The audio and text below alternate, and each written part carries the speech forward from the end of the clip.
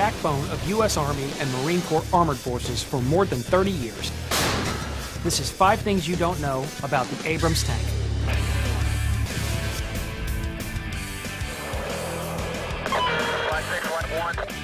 We got him moving. We're going back to buttoned up.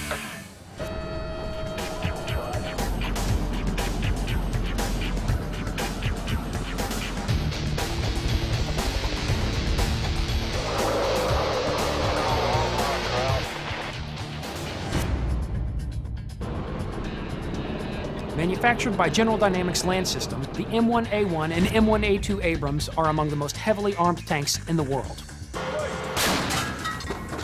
The Abrams main gun is the M256 120mm smoothbore cannon, which fires rounds like the M829 armor-piercing round and the M830 heat round, or high-explosive anti-tank.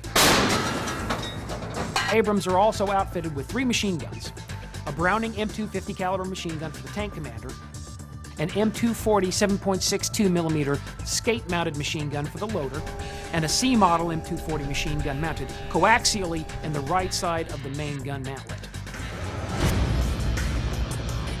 Rev 2 directly in front of us, sir. Rev 2 directly to our front right now.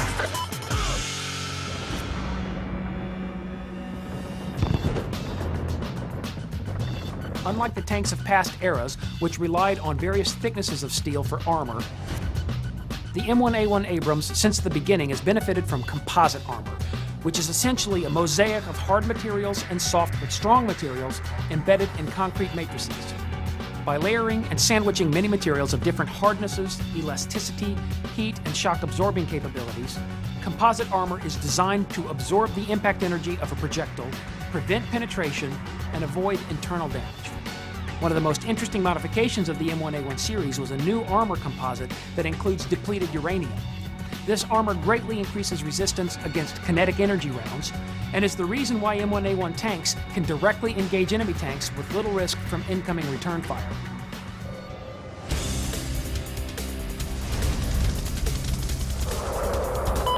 Black 5, this is Lima 3. It's nobody from my tracks. We're way back, over. Although Abrams tanks were introduced into service in 1980, it wasn't until the 1991 Gulf War that they really had an opportunity to prove their battlefield capabilities.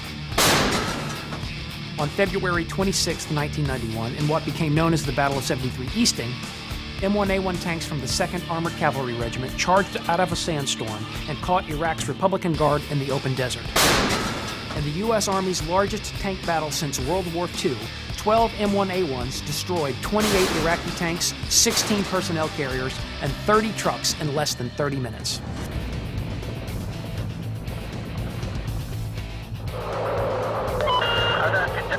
They're going to fire a 3rd rocket, sir. At close to 70 tons, the M1A1 and M1A2 Abrams are among the heaviest tanks in the world. But thanks to their 1,500 horsepower Honeywell AGT gas turbine engine, they can reach speeds of up to 42 miles per hour and are capable of accelerating from 0 to 20 miles per hour in just 7 seconds.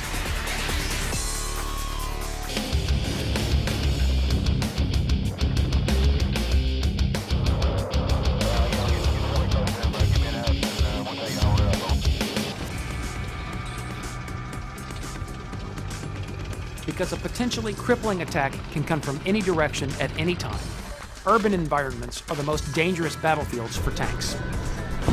The invasion of Iraq in 2003, for example, exposed the vulnerability of Abrams tanks to rocket-propelled grenades and mines, and resulted in the creation of a Tank Urban Survivability Kit, also known as TUSK.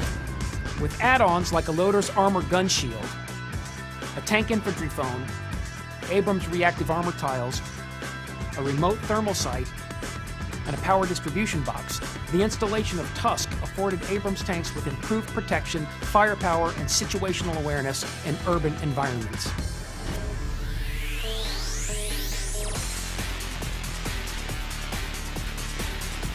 The name Abrams was chosen in honor of former U.S. Army Chief of Staff General Creighton W. Abrams, who, during World War II, commanded 37th Tank Battalion of Combat Command Reserve 4th Armored Division. But do you know where the name tank originated? If so, post your answer online or reach out to us through Twitter using hashtag 5ThingsYouDon'tKnow.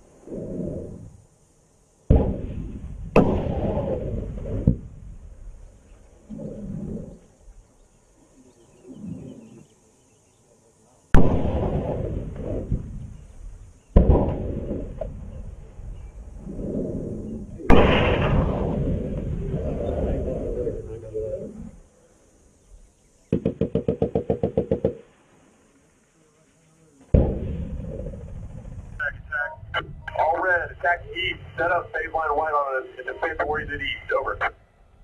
Movement speed is 10 miles per hour. Move out. It's red 2 moving. Red 3 moving.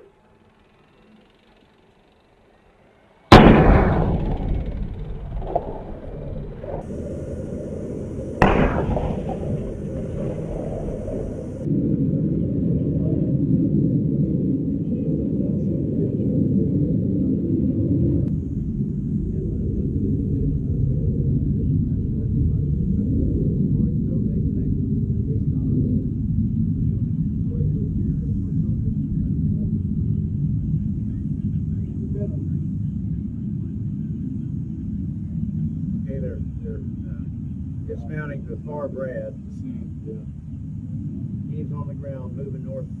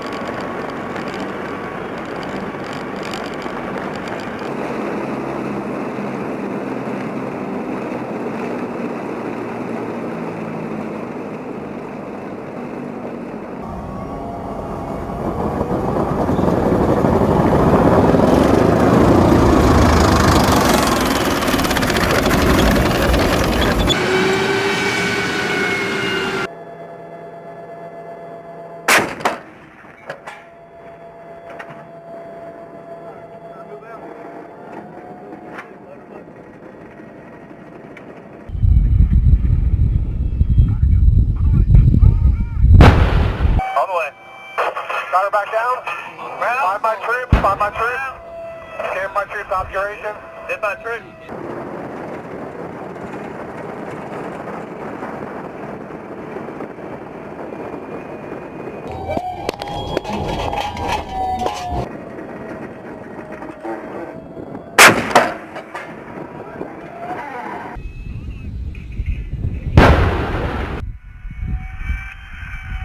Fire, keep in the jug. On the way. On, back, east and